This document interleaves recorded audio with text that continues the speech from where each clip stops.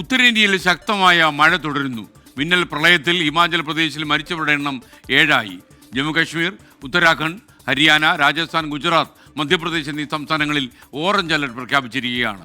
കനത്ത മഴയിൽ യുപിയിലെ നോയിഡയിൽ വെള്ളക്കെട്ടുണ്ടായി. ദുരന്ത നിവാരണ സേന നടത്തിയ തെരച്ചിലാണ് കുളുവിൽ കാണാതായ 3 പേരിൽ ഒരാളുടെ മൃതദേഹം കണ്ടെത്തിയത്. മറ്റു 2 പേർക്കായുള്ള തെരച്ചിൽ തുടരുകയാണ്.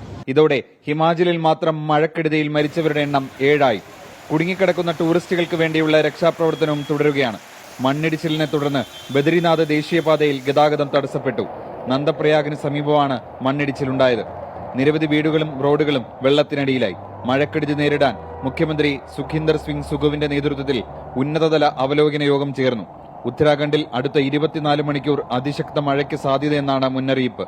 ജനങ്ങളോട് ജാഗ്രത പാലിക്കാൻ മുഖ്യമന്ത്രി പുഷ്കർ സിംഗ് ധാമി നിർദ്ദേശം നൽകി.